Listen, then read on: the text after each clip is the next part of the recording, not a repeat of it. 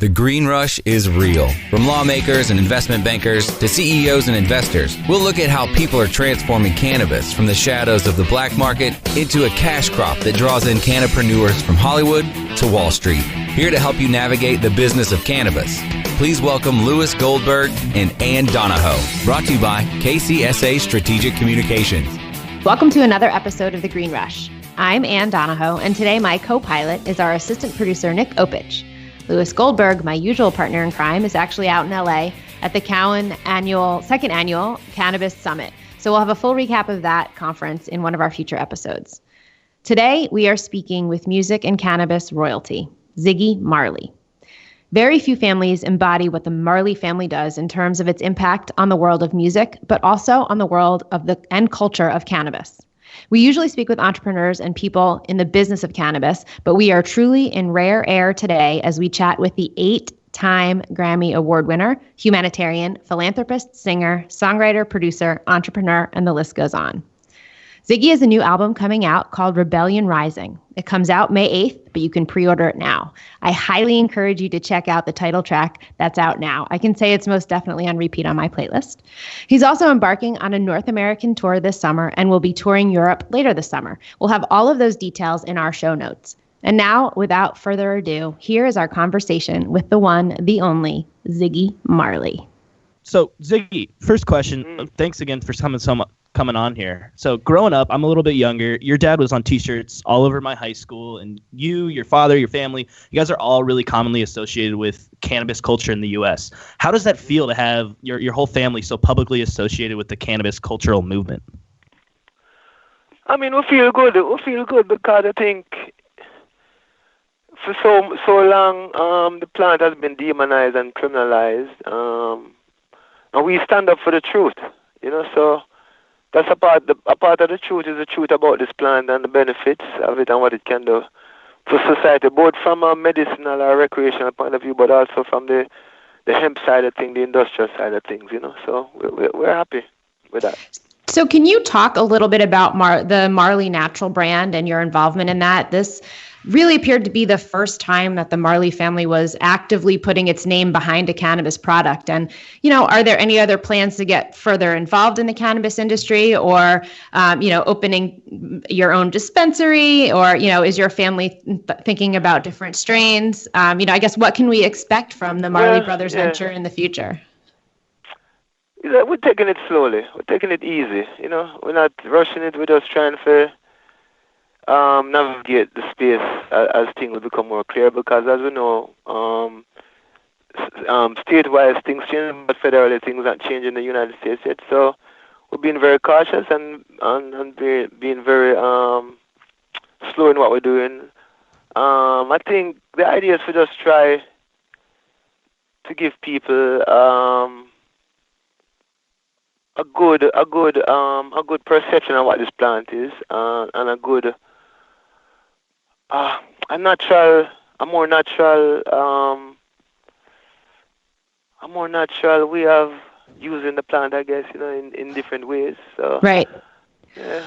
I mean, like that, and I know that, and brand really matters. And when it comes to consumer products, your brand is so closely enshrined in the culture of cannabis. How do you and your family maintain the Marley brand authenticity? Because you do come off as so authentic, and you don't, back products that you're not using. And, it's just, that's a feeling that comes across. And I'm just wondering how you guys accomplish that. Well, I mean, sometimes it's difficult because it's a few of us have to make decisions, and people, each one of us might have a different thought about things. So it's a real diplomatic way of trying to maintain one identity with multiple people's personality involved in trying to maintain just one identity when everyone is not thinking the same way. So diplomacy and understanding. I can only imagine how hard that is with as many siblings as you have. So kudos. Yeah, and also understanding the people that you're talking to, because the people that you're talking to know the Marley. Some of them know the Marley brand more than we know the Marley brand, or have a higher standard than we would even have. So we have to be respectful of the people that we are speaking to when we're using our brand as a way of reaching out to them, and be respectful of how they see my father's legacy and how they see us and who we are. So, it's a two-way street, because if we go the wrong way, people will know it's not authentic, Mm-hmm. So we use the people as a guide for us as well, Yeah. Yeah, absolutely. So, Ziggy, I kind of want to shift gears a little bit here. So we have you on our cannabis podcast, and I think it's essential that we talk about your comic book, Marijuana Man. The superhero got his powers from marijuana, but he didn't get them from smoking cannabis. I got a couple of questions on this. So first, what made you want to write about a cannabis-themed superhero, and why did you not want him to be smoking in the book? Well, so I've been a comic book fan from I was a little boy. My imagination, I have a big imagination, and I always love comic. I always used to doodle around in classrooms and draw Batman and draw planes and stuff. So I love comics. And I always wanted, I always have some crazy ideas, like writing down some ideas that I have. So Marijuana Man was one of the ideas that I came up with. And this actually, it's been years in the making in terms of my knowledge of the plant. Because I think when I was a teenager, I got this book called The Emperor Wear No Clothes. I forget. Have you heard of that book? Yeah. Yeah. Yeah. Book, right? Like a famous fairy tale. Yeah. No, not the fairy tale. It's about cannabis. Oh, have you then guys no, not? I don't know it. Oh, I don't know that you one. guys, Oh. so that's the first time I was exposed to the different uses of the plant, and how Jack Herrera. You know Jack? Yeah. You know that name? Yeah. I think he wrote that book. Okay. But it documents the plant and its thousands of uses, and so I was like, wow, this is important. And so, with that knowledge and with what I was seeing in society of how the plant was being disrespected and people calling it drugs, and it's right up there with heroin and crack and all of this shit. I was like, that's not right, that's not true. And so I wanted to create a representative of the plant that would be a hero instead of a villain, which was how the plant has been portrayed for many, many years. So we came up with Marijuana Man, but the issue with it's not about smoking the plant. Smoking is one way of accessing the benefits of the plant, but there are other ways of accessing the benefit of the plant. And I didn't want it to be a stereotypical marijuana idea. Oh, this guy smokes, and it's not. That's stereotypical to me. So I didn't want the guy to smoke. I want him to absorb it in a fantasy way or whatever way. He absorbs the energy from the plant, just like how Superman gets his energy from the sun. Yeah. So is there going to be any? Yeah. Yeah. So is there going to be a future additions to this? Are we going to see it as part of maybe the Marvel universe? See a movie theater? No, just one. One and done. So, Ziggy, you have a new album coming out called Rebellion Rises, and you're kicking off a world tour this summer. And you will have a link to all of Ziggy's tour dates and a link to pre-order the album. But the new single, it's the title single that's out, is actually really infectious, but also a rallying cry to stand up. Can you talk a little bit about what inspired you to write that song, and who exactly are you standing up to? Well, the song writes as a representation of not any particular subject or not any particular movement, but all of humanity. I see. It's a protest song that all of humanity can be a part of, regardless of if you're in the Me Too or the Black Lives Matter or the guns thing or whatever. We need something that all of humanity can be a part of, and what that is, we understand it as the rebellion against the negativity, the rebellion against the idea of the divisiveness that we see in the world today. The rebellion against that is for regular, normal human beings who are not in political powers or religious power to come together and love each other. That is the rebellion. That is the biggest rebellion. And so we speak for all of humanity, not for any specific group or any specific subject, because we still, even though each individual social cause is important, the cause of the cause that we all must be a part of is the cause of more loving of one another on earth, because that will help to solve many of the problems that we face. So there still needs to be a voice and a movement that represents all of humanity, not just one social cause or that social cause, but the cause of all humanity. And that is what Rebellion Rises is. This is what the album is about. It's about the cause of all humanity. I love it, and I think it should be piped through the entire city of Washington, D.C. Let's take a quick break. We'll be right back with Ziggy Marley. More Green Rush coming up after we roll through our sponsors. Oh, let the marijuana llama tell you something now about a game for your phone gonna make you say, wow! The game's about the game of growing cannabis for cash. Grow the seed, sell the bud, put the savings in the stash. Little by little, your empire grows large. Put different celebrities inside your entourage. You can choose to play with Snoop or me or Cheech and Chong, Cypress Hill, Willie Nelson, Wiz Khalifa with a bong. The name of the game is Hemp Inc., that's the point. Download and play while you light yourself a joint. The business of cannabis should be no crime. Hemp Inc. is even hot-proofed by the man who run High Times. Oh yeah? Get it on Android and iOS today. Marijuana llama out. Got to tend to me own crops, you know. Money don't make itself. Hemp Inc. Strainwise Consulting is the most sought-after consulting company for cannabis business applications and management contracts. We consulted on the first recreational license in the world and have had an over 95% success rate on applications submitted. The industry is growing at such an exponential rate that building a powerful and lasting cannabis business is a #1 priority. Here's Strainwise's Sean Eubanks. In our first 5 years, we branded and supported 9 medical and recreational marijuana dispensaries and approximately 160,000 square feet of sophisticated and efficient product cultivation. Strainwise Consulting has the experience and expertise to guide you through the process. Introducing Blue Moon CBD, straight from the bluegrass of Kentucky. With our special nano emulsion process, you'll not only get the best CBD available, you'll get more of it. Not all CBD is the same. It's your body. It's your choice. Get relief from inflammation, anxiety, and stress. Go to www.bluemoonhemp.com and use code HEMP420 for a 20% discount on your order. Balance your body. Balance your life. Make it Blue Moon CBD.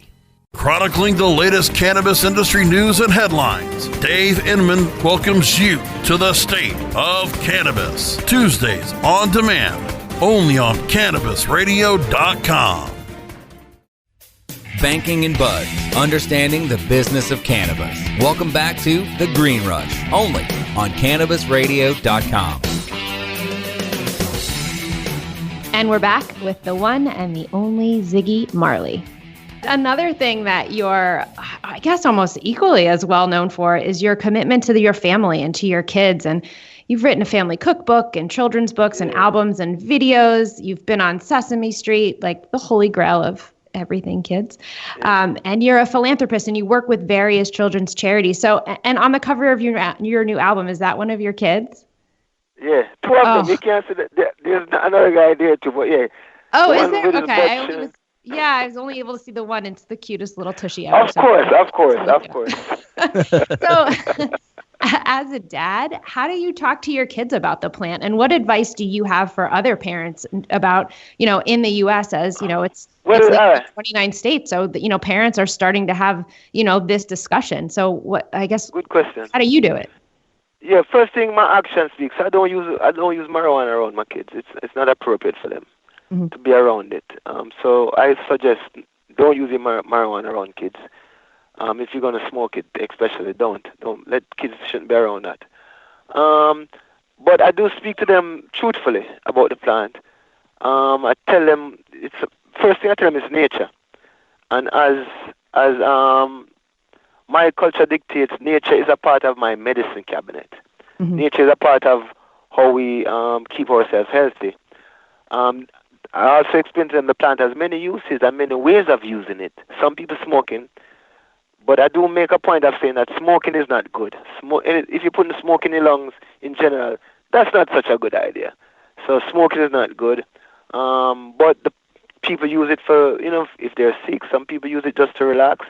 Some people, like for me, I don't drink alcohol. And so I explain to them that some people use alcohol as a way of, like, after a hard day at work, some people might drink a beer or something. And some people don't use alcohol at all. They use marijuana as the equivalent of, wow, it was a hard day at work, let me relax a little bit. And so I tell them the truth. I don't hide it from them. I don't hide the truth from them about what the plant is and what the purpose of the plant is and what the uses of the plant can be. So I give it to them straight. I just don't expose them to the effects of marijuana. You know what I mean? Right. They're kids, Makes sense. whatever. They shouldn't never, ever have that around the kids where they could be affected by it at all. Do you, as you see it, except for medicine, epilepsy or whatever, the ointments and stuff, yeah. So how do you... Oh, go ahead, Nick. Just Sorry. to speak real quick on the medicine part, how do you separate the two, like the cannabis for medicinal when you're talking to them about it, and the cannabis for more recreation and relaxation? Well, as I said before, like I would say, some people who have cancer, or AIDS, or something, sometimes it helps them their appetite, let them handle the chemotherapy. And the recreation, as I said before, sometimes people come home from a hard day at work. Life is hard, man. People struggling, people working hard to make a bill pay, and sometimes they just want a break from the stresses, and sometimes marijuana can give a break from the stresses. Instead they take like some kind of pill or some kind of, synthetic drug, you use nature. That is what nature is for. Nature has given us everything that we actually need. And if we can find a way to use nature and live in harmony with nature, there will be less sickness, less stress. So marijuana is one plant in nature, which is how I kind of portray it as it's just a part of nature. It's one plant, just like mint, just like any other tree that we use for medicines, turmeric, whatever the plant is. It's just a part of nature. So we do a segment every podcast called Puff, Puff, Pass. And we ask our guests to tell us 2 things they love about the cannabis industry and 1 thing that drives them nuts. And it's kind of a rapid fire first thing that comes to your mind. So 2 things you love, 1 thing you hate. Well, I love the freedom of the people getting from what's happening in the cannabis industry. I think that's the 1 thing I love. I don't know if there's 2 things I love because I'm not an industry type person. I rather people grow their own, marijuana, grow their own tomatoes as much as we can. It's beneficial for us to grow our own. Stuff I don't like though, that I might have a few more of that. So I'm worried about as many passes as you want, Ziggy. I'm worried about pesticides. I'm worried about not knowing, especially now, as I say, it's getting commercialized. It's getting to the point of industrialized, where it's a massive for-profit industry. And as we've seen in the past, when things become for-profit, sometimes how it affects the consumer isn't considered as much as how it affects your pocket. Mm-hmm. So, the guy that's doing the industry, he wants to make money. So I'm worried about pesticides. I'm worried about the over manipulation of the plant away from its natural way of being.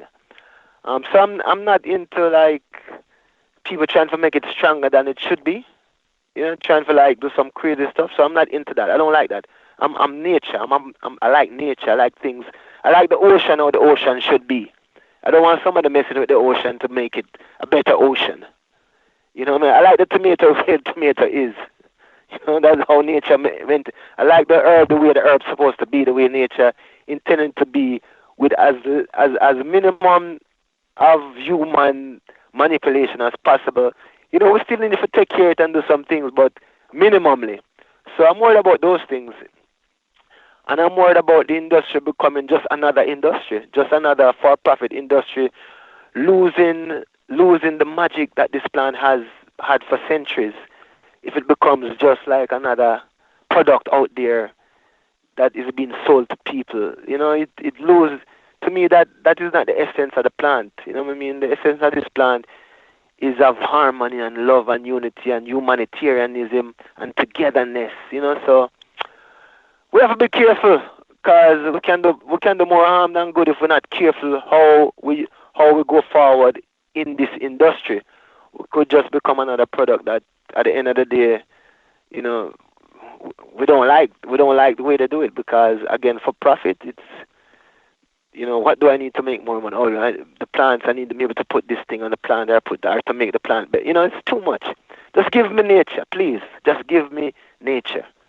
Make this plant. Don't turn this plant into just another for-profit product that, we go just let's keep it grassroots, I like it. Yeah, keep the herb the way the herb is. Yeah, man. That's the best way that, man. Otherwise, yeah. At least that's for me.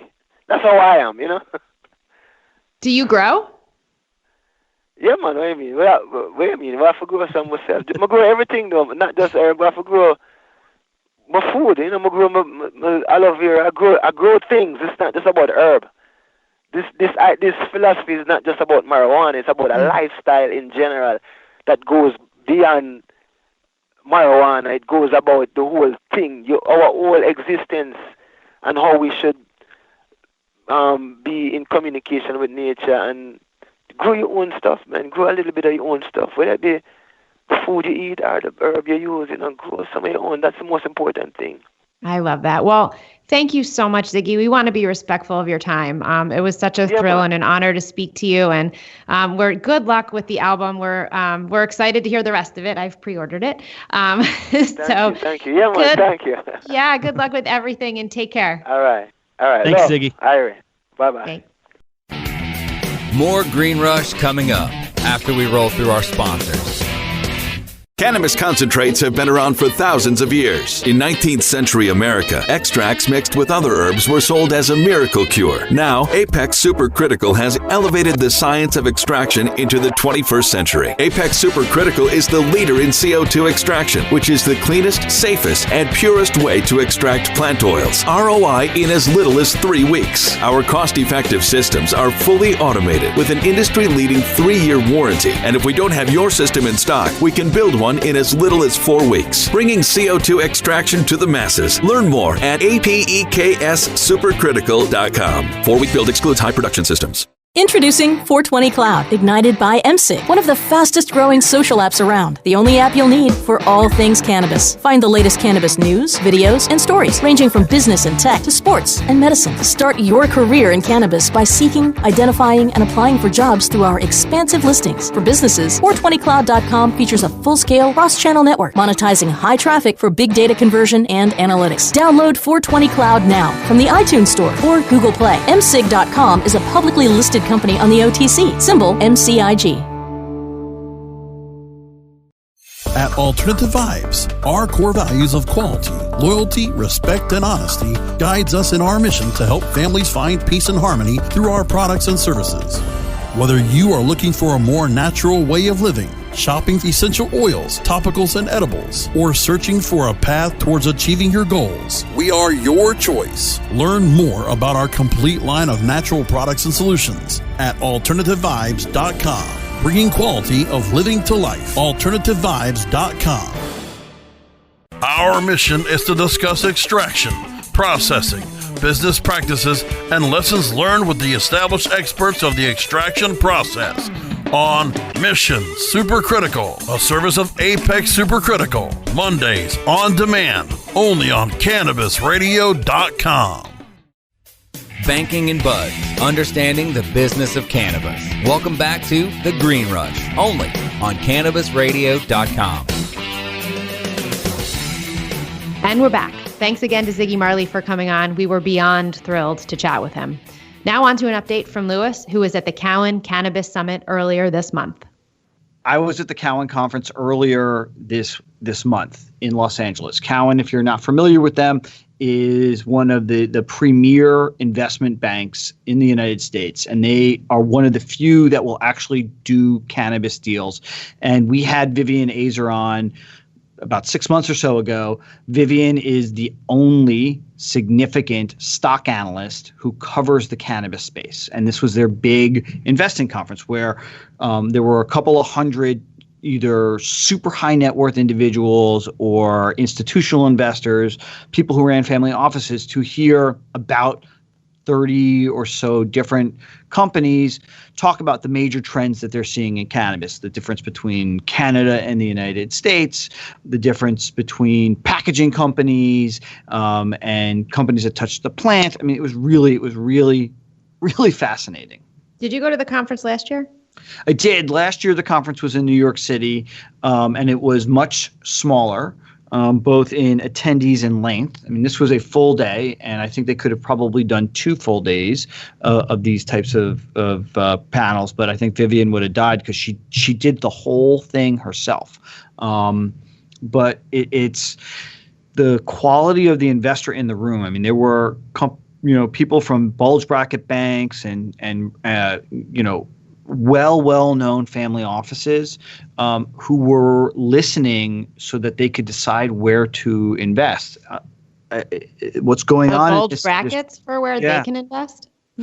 I think there is an assumption that sometime in the next 2 to 5 years that it's going to go completely legal, and that at a minimum it will be descheduled, and if not outright, like the repeal of prohibition, at least to the point where if they deschedule it, the stock markets, both the New York Stock Exchange and the NASDAQ, will allow for the listing of public companies.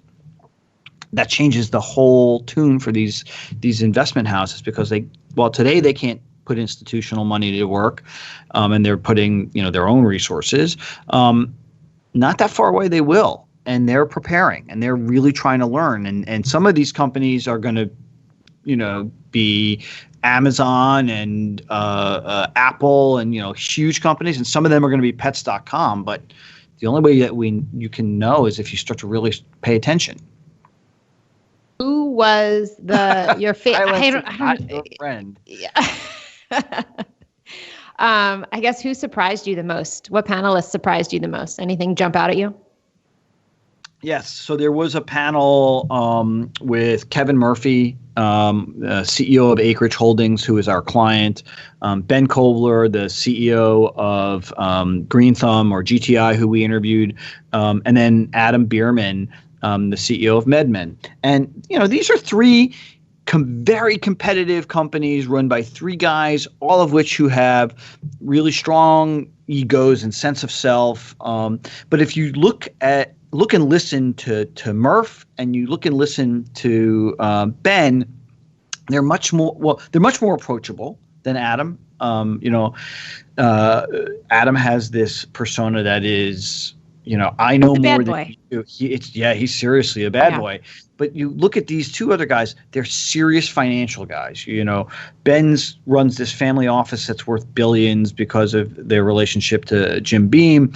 Murph comes out of hedge funds where he started and ran a company that had $30 billion under management.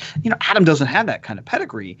These guys are sitting back, calmly telling their story, and Adam is jumping up there like Crazy Eddie. My prices are insane. And half our audience will not know what that is. And then the other half are just shaking their head and rolling their eyes at me, which I understand.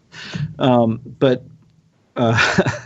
it's just to see these 3 guys who, they're big multi-state operators, and the difference in the way that they present their stories is indicative, I think, of the both the seriousness of the industry and a lot of the immaturity still in it. Yeah. The other thing that was really cool and a little pat on your back and my back is, after most of the panels, I would go up and introduce myself to the CEOs of these companies. And more than a few of them had been listening to us. So thank you for doing so. We really, I know we say this all the time. blows me away that a large part of my job is that I get to talk about and work in this industry, and to see it professionalized, and to see these men and women, and by the way, some really impressive female CEOs. The CEO of Mary's Medicinals has a great story. And sneak peek, we're going to be interviewing her in a couple of weeks. Awesome. Yes. I'm really excited for that one. I think that'll be really fun. Yes. And then another person we met is one of the only female CFOs in the industry. We're going to be chatting with her. I think part of the value of us going was to continue to gain access to the types of guests that I hope our audience likes. And if there's somebody that you want us to speak with, we'll reach out. I know Marvin Washington, the one of the founders of Isodial, will be on. And we're really looking forward to talking to him about the social justice side of this. We're actually going to have a couple of veterans on to talk about the issues that veterans face and how they can use cannabis to treat PTSD. So we're really looking for other ideas that you want to hear from us about. Because while we're supposed to be having fun here, it's also important for us to talk about the real issues that are going on in the space. You guys, we just spoke to Ziggy freaking Marley. We may need a minute to recover. We really hope you enjoyed this chat as much as we did. For all the latest Ziggy news, go to ziggymarley.com, or you can follow him on Twitter @Ziggy Marley. Make sure you pre-order Rebellion Rises wherever you buy music, and check out our notes section. We'll have a link to all of Ziggy's upcoming tour dates right in there. As always, thanks so much for listening. If you like us, please come back and listen. It would be so helpful if you guys can subscribe to The Green Rush on iTunes, Stitcher, or wherever you get your podcast from. We want to hear from you. We would love to start incorporating something like email questions from our listeners into these interviews. So shoot us your questions, comments, suggestions. Like, what else could Lewis be doing better? And you can reach us at greenrush@kcsa.com, or reach out to us on Twitter or Instagram @kcsa-cannabis. Have a great week.